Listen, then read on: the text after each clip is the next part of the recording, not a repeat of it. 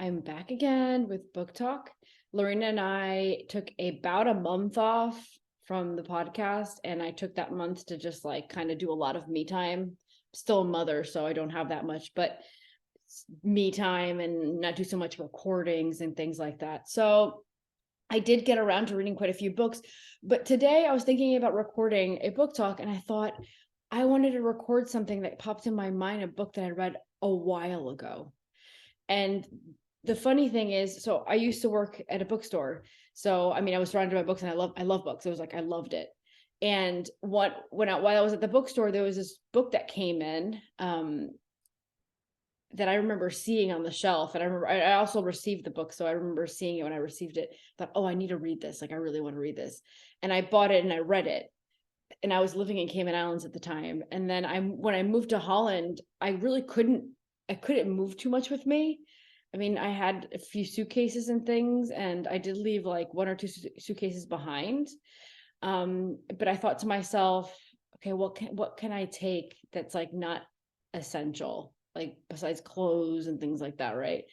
And I actually brought this book with me, and I don't know why I brought it with me, but I brought it with me. Like this was before I had my ebook, where I have like now I can take all my books with me in my convenient ebook. But before, at the time, I didn't. I was just buying the paperbacks and reading them, and so I brought it with me because I thought I'm gonna want to read this book again. So I actually have it with me, and it's Proof of Heaven. So this time I'm showing you the real one, the book in paperback. So I literally brought this all the way from Cayman Islands to Holland, and I haven't reread it yet, but I still feel like I always want it there in case I want to touch up on it again. So I'm actually going to be talking about this book from memory, like of what I remember, what impacted me, what stayed with me, because it's been a few years since I read it. And so I'm just kind of like getting back to it to talk to you guys about it. And the thing, I remember the thing being my favorite part of that book was that you're reading a book that about a person who had a near-death experience, an NDE, near-death experience. But he's one of those people. He is a neurosurgeon. He was one of those people that was not a believer. Like if he would have had a patient that like had a near-death experience, and the patient came back and said like, yeah, I was declared dead for like a minute or two and I came back, and actually this is my experience and this is what I lived. Apparently, as an individual, he wouldn't have believed it. And so that makes this book so so amazing, that you're reading it knowing that person before their own experience were completely not believing any of the NDEs and did not believe in probably heaven at all. I actually don't remember what like the background of their like belief system was, but they didn't believe in this whole thing that these near-death experiences these individuals were having. Yet now he was in a scenario where he lived his own near-death experience, and he went out of his way to try to like, since he knows all about the brain, he tried to debunk the whole thing behind like, no, it was just your brain activity making you live that experience. Like he went through that whole process. And so you get to read the breakdown of the thought process of a person that knows how the brain works, and someone that went through the scenarios of a near-death experience. And I remember loving that about the book. And the other thing that really stuck out to me that I thought was really important for people that maybe want to read this book because they don't believe in it, and that's not my case, of course. You guys know that I definitely believe in like near-death experiences. I definitely believe in life after death. I definitely believe in all that. So for me, it wasn't like I was reading it to get my own proof or, to confirm something I can't seem to believe in. For me, it was just like a really interesting read. But I think it's a really good read for people that maybe don't believe in it, or maybe you have like a family member who just lost someone and they think that the person is just like completely lost. Like maybe it would be awesome to give them this book and be like, here, that person's not gone forever. They're just in another dimensional plane, and we'll meet back up with them, in the future. Or, when we all part, we'll all be together somewhere else. So maybe that's a really good book as a gift for someone that's going through a grief process or something. Just a thought, really.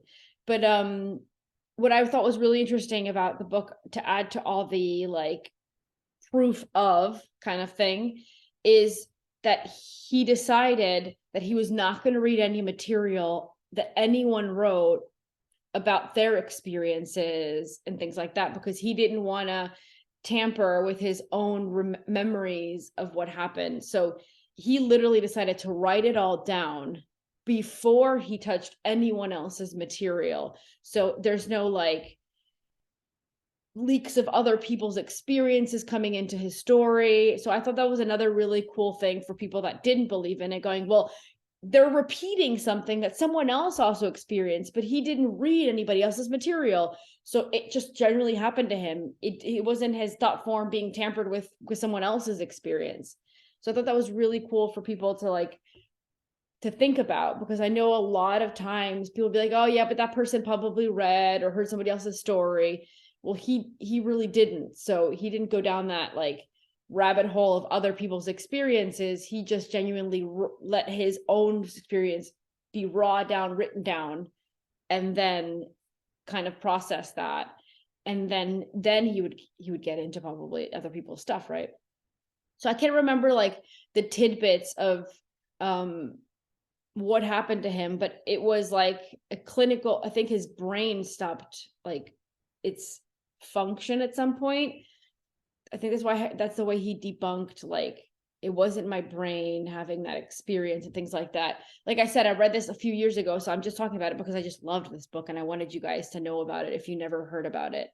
And I thought it was a really good thing to talk about these days when there's so many people going through grief after COVID and everything we went through. Like, I think that's important for us to all understand that we didn't lose or we're not losing the people we love forever. They're here with us, just in another dimension, and we need to learn to tap into that dimension. And the really cool thing is, you guys know that on the podcast I talk about a lot about a shifting from the third dimension into the fifth dimension. And the really important thing to understand is that we're going to be able to connect with the other dimensions much more than we are able to now, because now we have this whole veil thing going on and we cannot push past that veil. It's really hard for us to remember who we are, where we actually come from, our soul's experience as a whole, all these things. And so I thought it was really important for us to kind of dive back into remembering that we're these multi-dimensional beings, that like, this is just the character my soul's playing right now. Her name is Lucia, right? This is her body, this is her way of thinking, but this doesn't define my soul. My soul has all these other characters it played, all these other stories it went through, and it's so expansive and it's multi-dimensional, and we're just limited here. But as soon as we start popping into that fifth dimension, that limitation that we have in the third density, we're going to start dropping that and losing that. And so we're going to be able to connect with our loved ones way more in a much better way. We'll be able to directly talk to them. Maybe they won't be in this physical, tangible form that we're in now, but they're in their own physical, tangible form. This is something I've learned in the last year. Because when I always thought about the other dimensions that are not as dense as this one, I always thought we're the only tangible ones. They're not so tangible.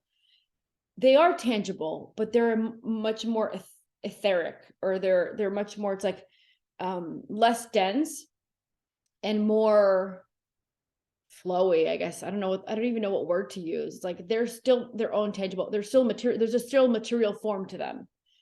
It's still a material world. And the densities, I mean, I think it's up to 40th density, between 36 and 40.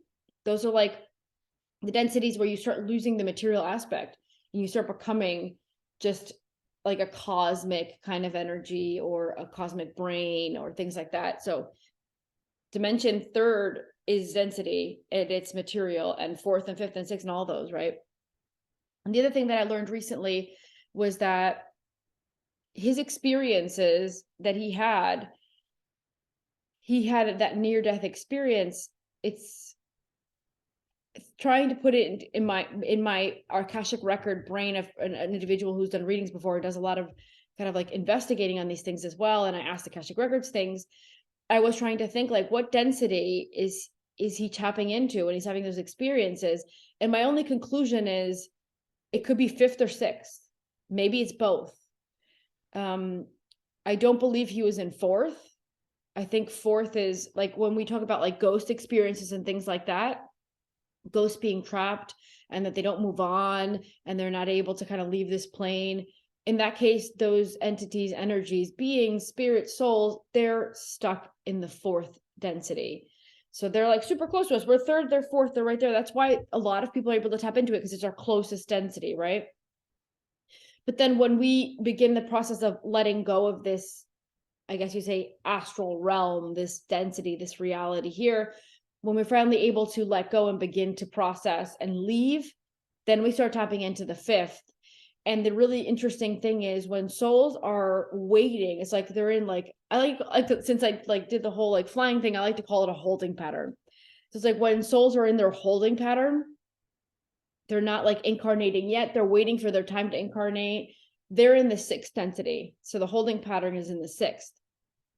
And when they're ready to come down, so when they're ready to like say, okay, you know what, I'm going to incarnate now, or I'm going to, I'm going to go get my density lower, because they have to lower their density, like bring my density, my vibration down so I can incarnate. They'll supposedly, what they say is they come down here up to 2 years before that they're about to incarnate, and they're usually hanging around the family that they're going to incarnate into. And most cases it's the mother in specific, because the mother is going to bring in that child and hold that child, right?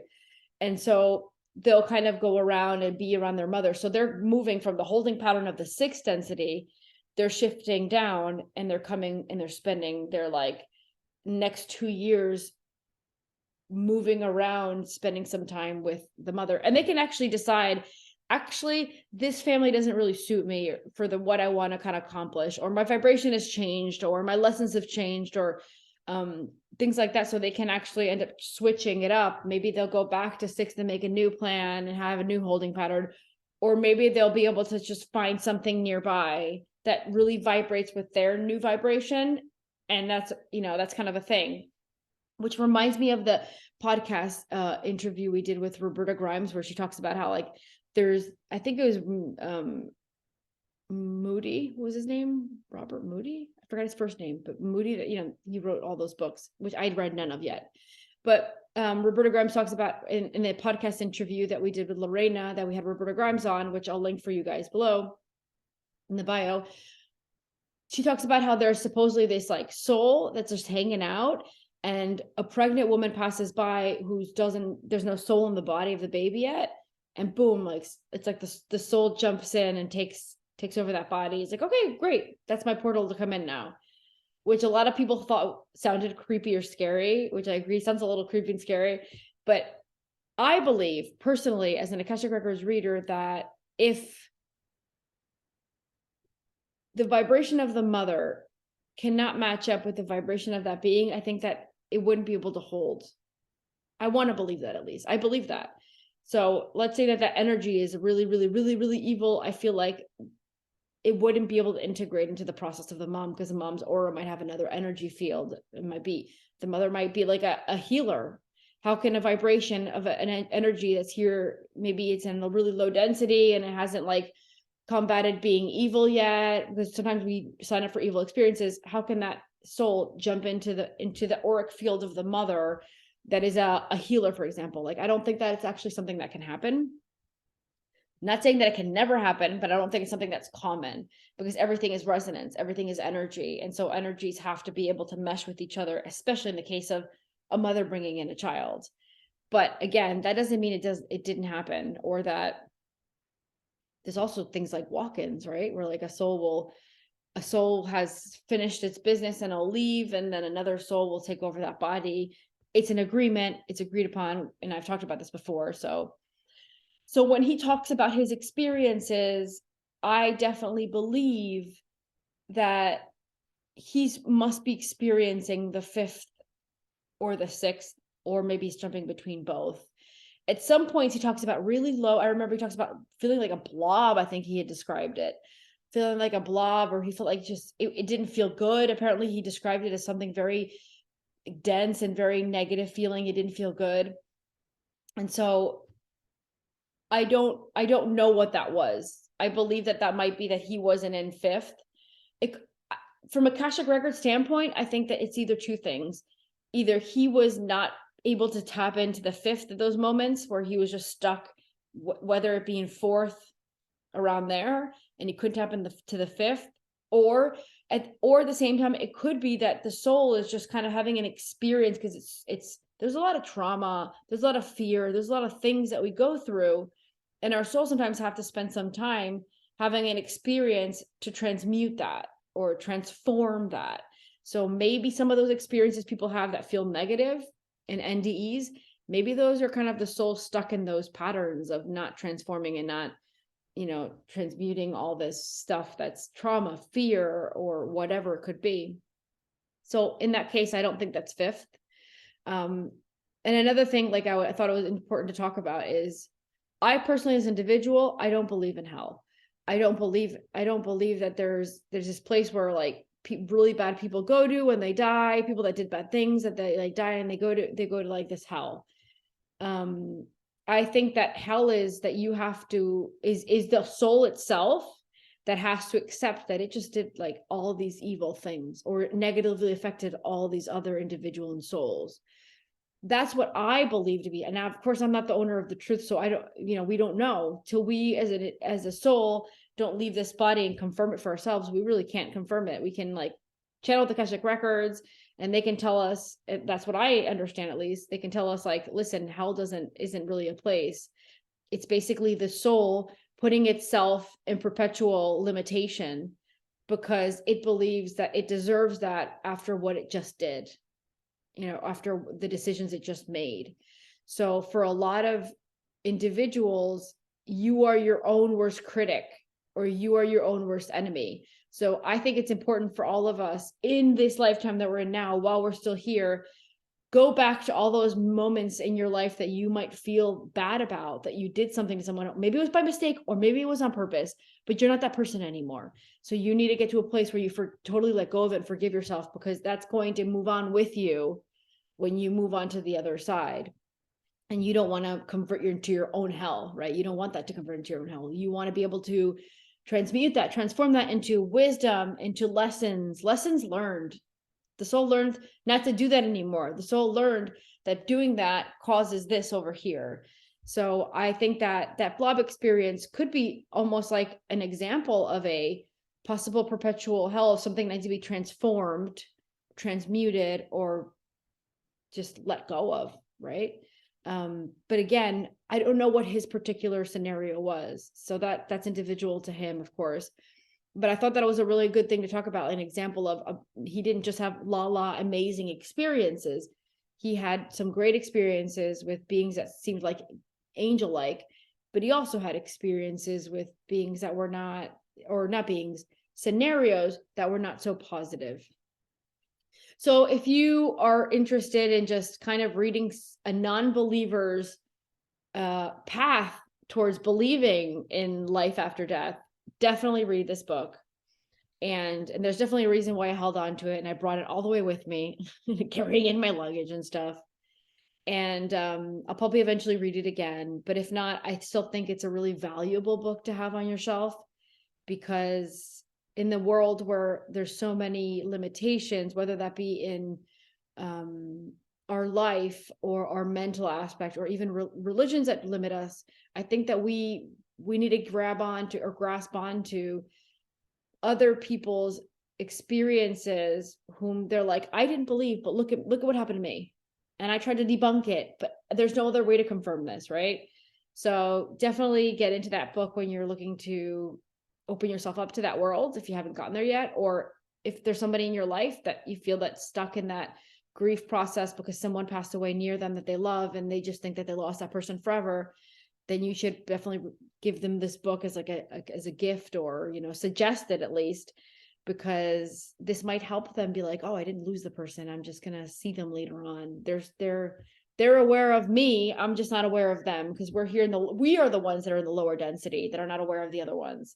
But these individuals, I'm going to correct what I just said, because some ghosts are stuck. We have those ghost scenarios. Some ghosts are stuck in the fourth density.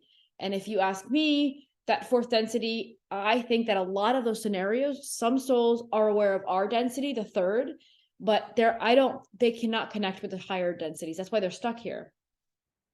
In that case, it's unfinished business. In that case, it's they don't want to let go of like somebody, something. Sometimes it's a house they don't want to let go of. And I also think sometimes they stay back to protect, whether it's a loved one or a home or land or sacred ground. So it's not just like so black and white where if the person's moved on, it's aware of all the densities. Sometimes a person's moved on and it's stuck because of some sort of scenario. And another good note on that is remember to like we have to work on letting go of our attachments. That will set us up for success for when we do pass away from this lifetime, when we let go of the body we're in now, our souls can actually move on. Attachments are what keep us back, whether it's attachment to a home, to a land, to a family member, to a loved one. So we need to work on our attachments because it's going to help us through the process of grieving, but knowing we're going to see someone again, but it's going to help us move on when it's our time to go. So hopefully you guys enjoyed this. I'm talking about it after reading it so many years ago. So there's not a lot of details about the book, more than just me kind of remembering aspects of the book and what it brought to me in my mind and my thought form, and how I felt like it was a really good read. It was worth it. Like it was worth sitting down and reading. Definitely. So hopefully you guys enjoyed it, and I'm going to be coming back with more book talks, of course. I'm going to see if I can touch up on some books that I read in the past, because I've read a lot of books in the past, and like a lot of really good books in the past, which are very worthy of talking about. So let me know if you read this book. Let me know if you're going to read this book. Let me know what you think. Bye.